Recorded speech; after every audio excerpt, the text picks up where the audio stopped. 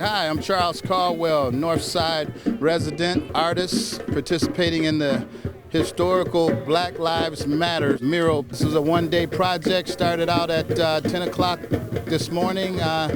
Finishing deadline was 5 o'clock, and it looks like everybody's done, and we all completed the process here. My son, Kenneth Caldwell, and myself, Charles Caldwell, completed the letter R. And I'm real excited to be on the end of this thing because it's a continuation of what's yet to come. Great opportunity, great experience, and so happy to be had the opportunity to be a part of this. Grew up in this community as a kid, and just great to see something so profound and so powerful being stated on Plymouth and Penn Avenue. Plymouth Avenue is the historical avenue where in the 60s where the riots took place in this black community. There used to be businesses up and down the street here. Transitioned from a Jewish community to an African American community. At this time it's a multi-diverse, multicultural community. Certainly gentrification is taking place in all of our black communities across the country, so that's certainly taking place in this community. We're gonna not deny ourselves the opportunity to stand up and speak about how significant, how important the black lives are. We can contribute to everything that takes place in the world, even from the beginning.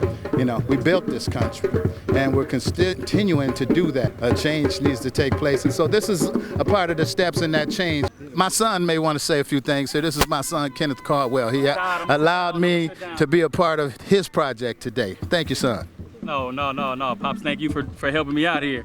I am Kenneth Caldwell, native of Minneapolis, Minnesota here, Northside. The piece I painted is called Daydreamer.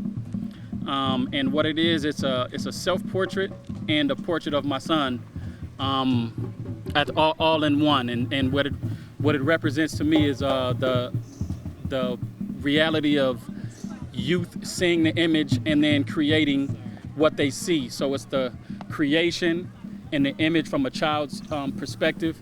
As a child, I looked up to my dad and was inspired by the arts from watching him, and I bring my son to the studio a lot with me, and he was in the studio and he wanted to paint. He had picked up the paintbrushes, and I was like, let me capture this moment. So I had him take the photo, and that's the birth of Daydreamer. And it's a self-portrait. I call it a self-portrait because it's also how I see myself. Not letting the inner child in me die, and always being hungry to try new things with the arts, and just being excited about the newness in the creation process. So that's pretty much why I call it a self-portrait, but it's also a tribute to him because I learned so much through watching my kids, just being patient, watching their excitement when they learn something new, when they see something new, and just teaching them and having them being able to receive it. That's a blessing when you can teach your child something or show your child something and they're excited about learning the gift that you're giving them. So Daydreamer is a perfect title for the piece. He loves seeing himself in paintings too. As soon as I finished it, he was like, "Dad, can I have it?" I said, "You got it, son, it's yours." So it's hanging up in his room now. Can you talk about art in general?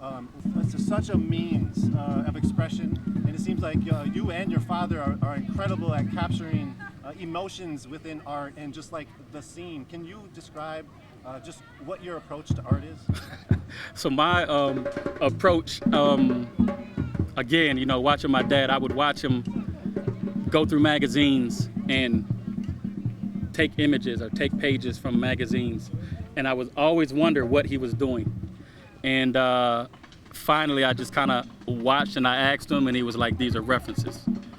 And I didn't understand what that meant at the time. I was, 6, 7, 8 years old. And I would see the way he would take a couple of photos and put them all into one. So as I became an adult artist, I would do the same thing, collect references, take my own images and put them together. Things that I would see, images that I would see, people that I would see in the community, I would want to capture those images and bring them to life and give it back to the community. So what I'm seeing, what the community is giving me, I'm creating it in my paintings and giving it back. So that's my process. What is it? What was it like today? It's super hot today, first of all. You see me sitting down here.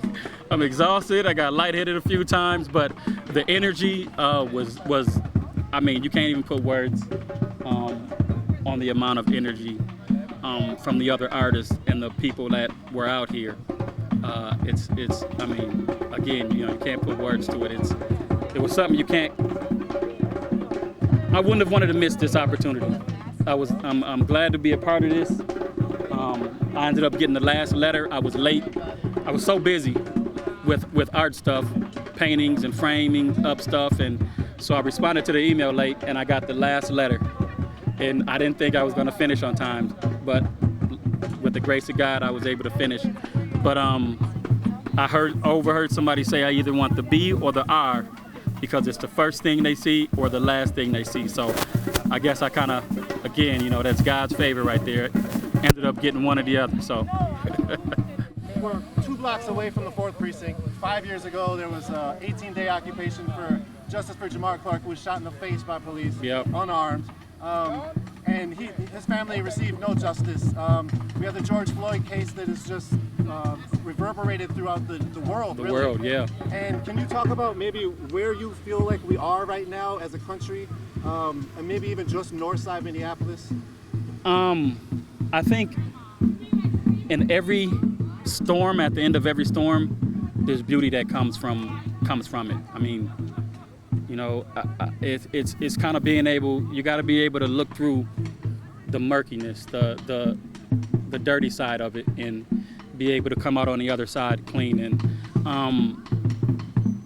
you know, it's sad that people have to lose their lives, but on the back end, you know, you get a whole community coming together. You get people from different races, different ethnicities coming together and realizing that there is something wrong and doing something about it.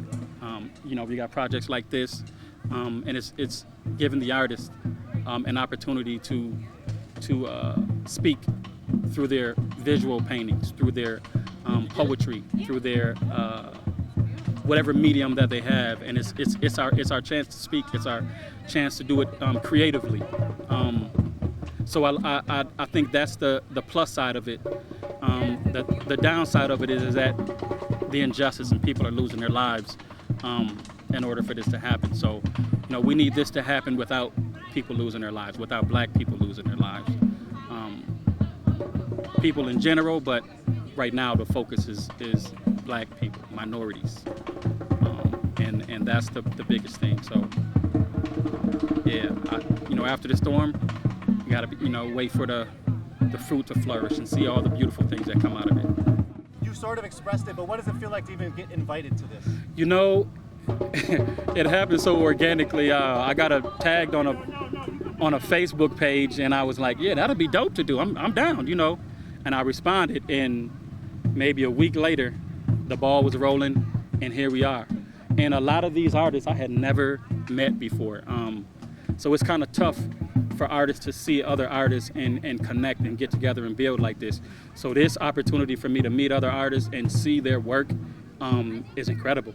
I mean, there's a lot of talent out here, For a while, you know, I mean, there's the names we have, the Tacoombas and the Seitus and Chris Dean, Christopher Harris. I mean, there's a lot of, you know, older artists that have made their mark, but to see these young artists out here, like myself included, coming up under my dad, Charles Caldwell, I mean, that's a big thing to be able to see these artists come up and flourish and be able to say what they need to say through their work. So that was dope.